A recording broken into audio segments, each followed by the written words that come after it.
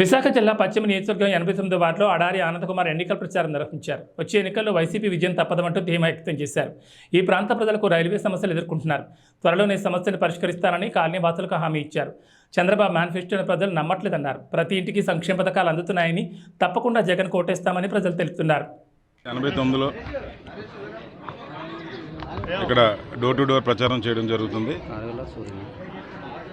మరి రొటీన్గా ఎక్కడికి వెళ్ళినా కూడా ఈరోజు జగన్మోహన్ రెడ్డి గారికి బ్రహ్మరథం బట్టి ఈరోజు సంక్షేమ పథకాలు ఎవరైతే అందుకుంటున్నారో వాళ్ళందరూ చాలా సంతోషంగా మమ్మల్ని రిసీవ్ చేసుకోవడం.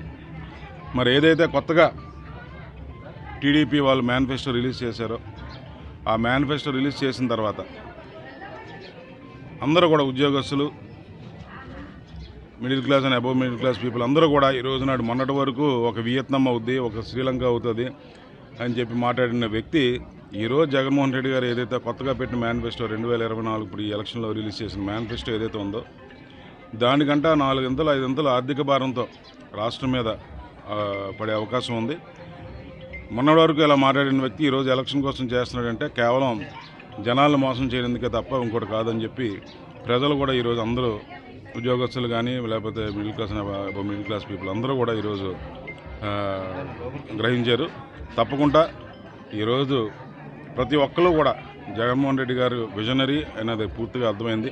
ఈరోజు జగన్మోహన్ రెడ్డి గారు ఏదైతే పెట్టుబడి పెడుతున్నాడో నాడు నేడు అని పెట్టి స్కూల్స్ మీద ఈరోజు పిల్లలందరూ కూడా రేపు ఒక 10 సంవత్సరాల్లో ఈరోజు నెంబర్ 1 కిందన ఎడ్యుకేషన్ వ్యవస్థను ఈరోజు నెంబర్ 1 కిందన ఈరోజు జగన్మోహన్ రెడ్డి గారు ఈ 5 సంవత్సరాల్లో కూడా చేయడం జరిగింది. ఒక 10 సంవత్సరాల కేరళ కంటా మించిపోయి నెంబర్ 1 కిందన మన ఆంధ్రప్రదేశ్ కూడా రాబోతుంది.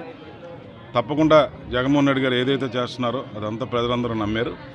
రేపు రాబోయే 13వ తారీఖుని ప్రజలు వేసే ఓట్లు బట్టి మీకు తెలుస్తుంది ఏ విధంగా ఉంటుంది ఏంటని. ముఖ్యంగా ఈ ప్రాంత ప్రజలు రైల్వే ఉన్న వల్ల చాలా ఇబ్బంది పడుతున్నారు. దానిపై గతంలో చాలామంది నాయకులు వచ్చినప్పుడు కూడా చెప్తున్నారు తప్ప చేయట్లేదు. దానిపై మీరు? నేను మొన్న కూడా చెప్పానండి. మన ముఖ్యమంత్రి గారు వచ్చినప్పుడు కూడా మేము ఒక రిప్రజెంటేషన్ ఇవ్వడం జరిగింది. ముఖ్యమంత్రి గారు ఆల్రెడీ మినిస్టర్ ఆఫ్ రైల్వేస్తో ఆ రిప్రజెంటేషన్ పంపించడం జరిగింది. సుమారుగా 1815 కోట్లు పెట్టి ఇక్కడ అభివృద్ధి కార్యక్రమాలు చేయబోతున్నాం. అందులో ఇది కూడా ఉంది. ఏదైతే కంచరపాలెం నుంచి గోపాలపట్నం వరకు ఏదైతే ఇబ్బందులు ఉన్న రైల్వే ఇష్యూస్ ఉన్నాయో అవన్నీ కూడా రిప్రజెంటేషన్లో పెట్టడం జరిగింది. మరి నెక్స్ట్ 5 ఇయర్స్లోనే అదే మా ప్రజలను ఇచ్చే హామీ. రైల్వే ఇష్యూస్ మ్యాక్సిమం నేను లేకుండా చేద్దామనే ఉద్దేశంతో చేసిన అందులో కూడా ఏదైతే బ్రిడ్జ్ ఏదైతే ఉందో ఆ బ్రిడ్జ్ను కూడా అండర్ పాత్ను కూడా పెట్టడం జరిగింది. దానికోసం కూడా ఒక సొల్యూషన్ డెఫినెట్గా వస్తుంది. ముఖ్యమంత్రి గారు అన్ని విషయాలు కూడా ఈరోజు ప్రతి నియోజకవర్గంలో ఏంటి పరిస్థితి అన్నది కూడా ఆయనకు అవగాహన ఉంది కాబట్టి తప్పకుండా అది కూడా చేస్తాం.